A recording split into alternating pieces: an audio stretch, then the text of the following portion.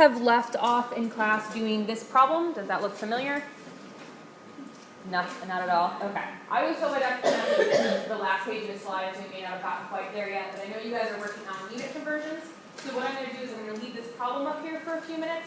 I'd like you to get a head start, work on it on your own. If you can do it on your own, that's fine. If you want to work with your neighbor, that's even better. I'm going to circulate around the room. Please stop me if you have questions. And once everyone's had a few minutes to work through it on their own, we'll go through it as a class.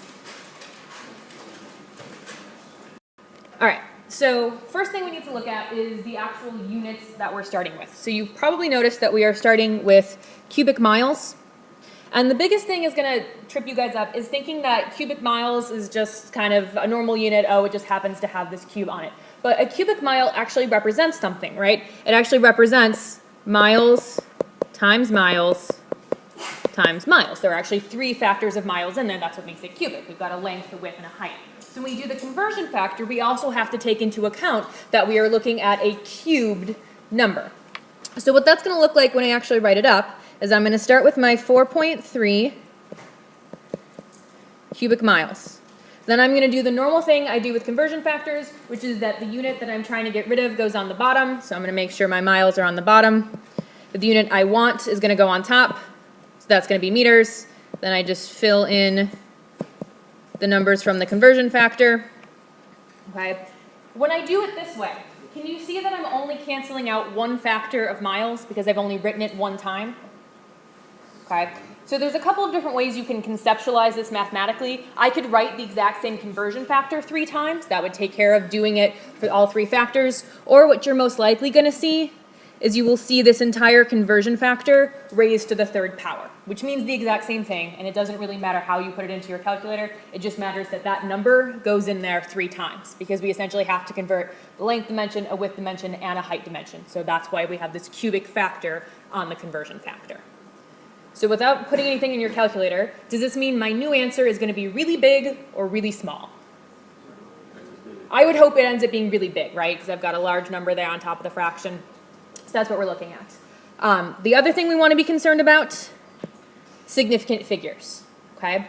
When I'm trying to do conversions and significant figures, the only number that I care about is the number that I started with. So how many significant figures are in 4.3? 2. So how many significant figures should be in my answer? 2. So when you do this out on your calculator, you should end up with 1.8 times 10 to the 10th cubic meter. Any questions about how I got there, how to put it in your calculator, how to round it, anything like that? Yes? So, did you cube the 1.6 and the 9.3? Yep.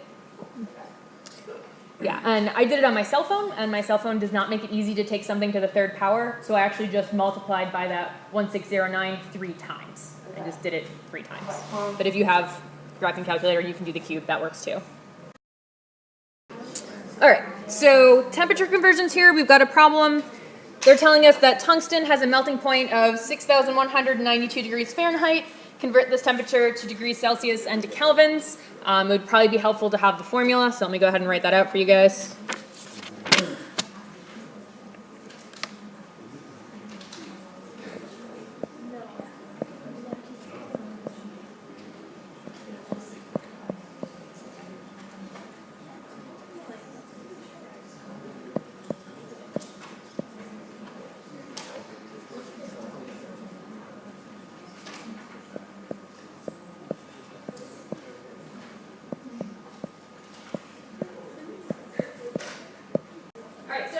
A very good point was brought up.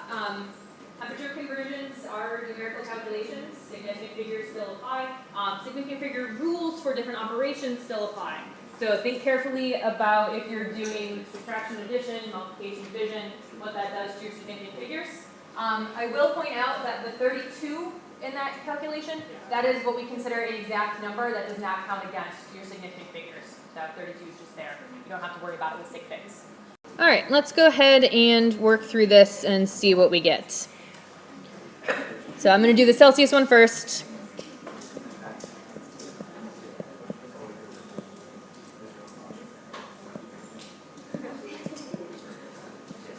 Yep.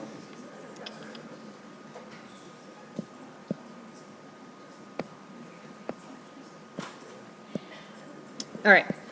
So based on order of operations, I need to simplify what's inside the parentheses first. So I'm going to do the subtraction.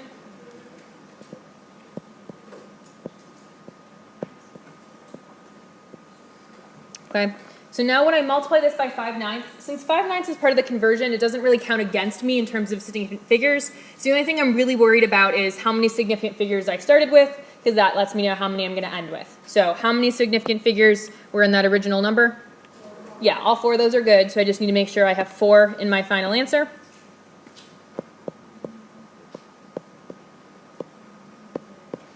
Does that work? 3422 degrees Celsius?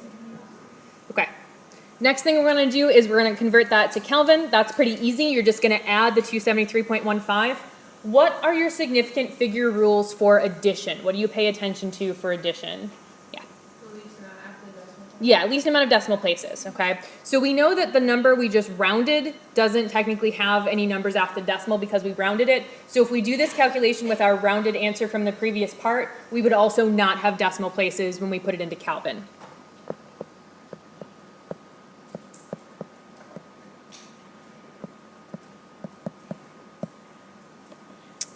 I don't know why I keep doing that.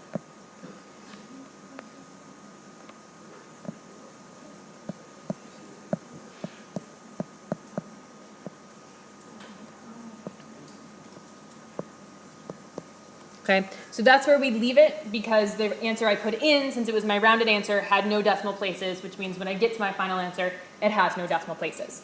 Now that was a decision I made to kind of use my answer from the first part of the question to do the second part of the question.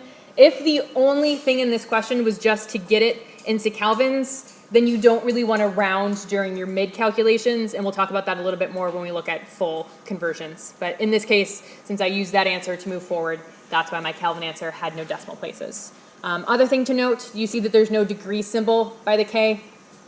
No, kelvins don't have degree symbols, it's just K.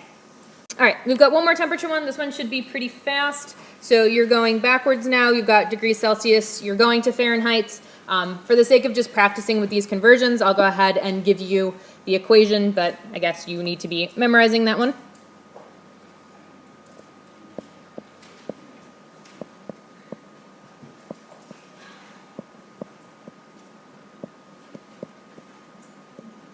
All right, looks like we're checking answers. So I'm just going to talk you through how I would work through this and a little bit more about this idea of intermediate rounding steps. All right, so the first thing we're going to do is we know that we're going to multiply whatever our degree C is by the 9/5. So we're going to have degrees Fahrenheit, 9/5.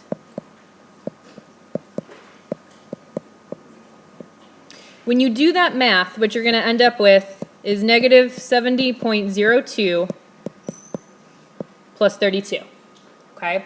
You don't really want to round during this intermediate step because you may lose decimals that are going to be important later. But what you do want to pay attention to is that your number that went in only had 3 significant figures. So if we rounded, we would still have to keep only 3 because that was multiplication and it goes by the number of significant figures we put in.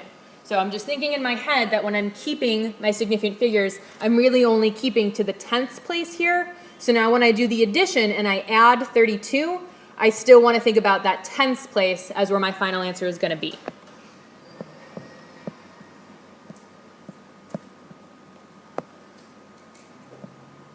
And again, going to the 10th place. So are we clear on what I mean by not rounding in between, but thinking about your significant figures on intermediate steps?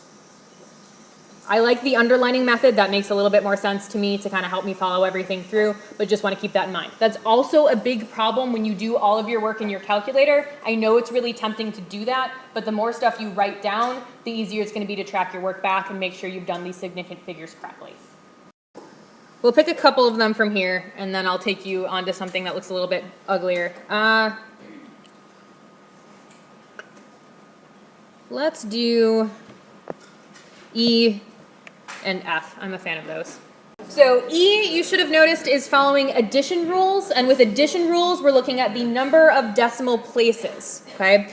So 86.3 has only 1 decimal place. It only goes out to the 10th place. All right, 1.42 goes out to the 100th. That's further. And then 0.09 goes all the way out to the 100th place. So if I've got something that goes to the tenths and two that go to the hundredths, the tenths is essentially what's limiting my precision, right? I can't know anything better than that tenths place. So when I do that math, I can only have an answer go out to the tenths place.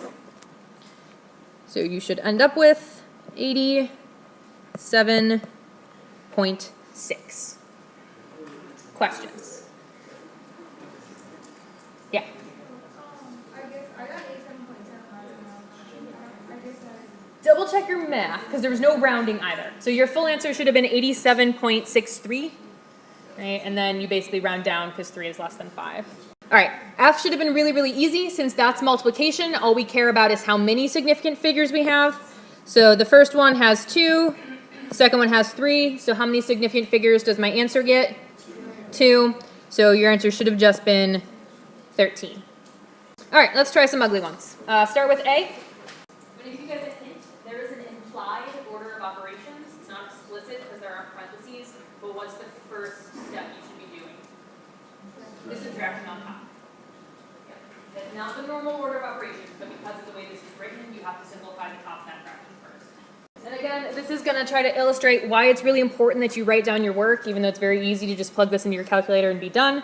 If you write it all out and kind of write little notes to yourself along the way, it makes a little bit more sense. So like I said, we essentially have an implied order of operations. We're going to do that subtraction on the top first. Since both of them go out to the hundredths place, that means that my answer up there is going to go out to the hundredths place. So that is going to be 3.18. It's still over 5.233, and it's still being multiplied by 0.205. Now the next thing I'm going to do, at this point doesn't really matter because it's just multiplication and division, but I'm going to go ahead and simplify that fraction. When I simplify the fraction, I'm doing division. So now I need to think about the total number of significant figures in each of those. So 3.18 has 3 significant figures, and 5.233 has 4. That means when I do that, I can really only keep 3 significant figures in that answer. So when I write that out, I'm going to write the whole thing.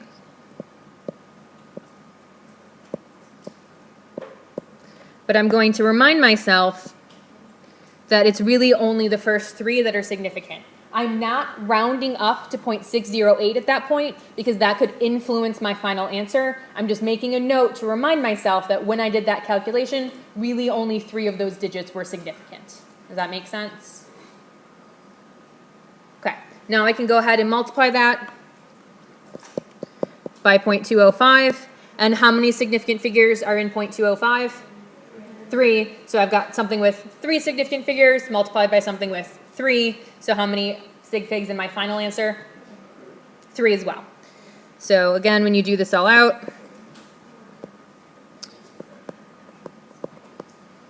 okay, you should get that. If it's 0.12457, but I only have 3 significant figures, what is my actual final answer going to be? 0.125. So I've saved my rounding to the end, but I've considered significant figures all the way through. The 0.23, that number itself is 2 significant. It doesn't matter in subtraction how many, it matters what decimal place they're located in. So that's the distinction between multiplication, division, and addition, subtraction. You're correct that 0.23 has less total significant figures, but since they both go out to the hundredths place, doing that subtraction gives me the answer to the hundredths place. It's not my final answer. It's in that subtraction calculation I did. So that 3.18 only went to 2 decimal places. That's it. Only affected that part of the calculation, correct. Yep, and we basically just then build onto that for the next step. So they can get very convoluted. Yeah. All right, I do want to do one more before I get you guys out of here, but for those of you who have had a chance to work on this, the correct rounded answer to part B should be 3.1. Okay, if you haven't gotten that or haven't tried it, feel free to jot it down real quick in your notes and I can talk you through it over email or whatever, but I do want to work one more problem before I let you guys go. So for part B, you should ultimately get to 3.1. To today is part B here. So you've got 8.5 cubic centimeters I want that converted to cubic meters and cubic millimeters. All right. So I'm fairly confident in saying you guys will need to have your metric prefixes memorized. So please make sure you're practicing with those. So taking a look at this first conversion, we're taking 8.5 cubic centimeters and we're going to cubic meters, okay? So I'm gonna write that out as a more traditional conversion. So 8.5 cubic centimeters. I know I need a conversion factor and I know I wanna end up in cubic meters. You with me so far? I need units of centimeters to go away. I want to end in units of meters. So question is, are there a lot of meters inside a centimeter or a lot of centimeters inside a meter? And specifically how many? Good. So 100 centimeters to every 1 meter, and that's how I do my metric unit conversions. Now what's the trick here? Why is it cubed? Because it's cubic centimeters. Cubic centimeters means length, width, height. If I only use one factor of 100, I'm only really converting one of those dimensions. I need to convert all three, so that's why I have this cubic conversion factor, okay? So when you do that one out, is your number gonna get bigger or smaller? Should get smaller. So should be looking at 8.5 times 10 to the negative 6 cubic meters. Notice that 8.5 has 2 sig figs. 8.5 times 10 to the negative 6 also has 2 sig figs, so the sig figs are fairly straightforward in this. Conversion factors themselves never count against your significant figures. Conversion factor just is, so you never have to check the decimals there or anything like that. Questions about how I did that one? It's going to be very similar for the next one. You would just convert your centimeters to millimeters, or if you want to go meters to millimeters, that's fine. You should end up with 8,500. How would I correctly write this with 2 sig figs? Correct scientific notation doesn't get bigger than 10, so 8.5. All right, so that would be the better way to show that there are 2 sig figs there. Again, work through that. If you have questions about why that's the correct answer, please see me. You have my email address. Let me know if you want to set up something for office hours or do a hangout. Thank you very much. Yep.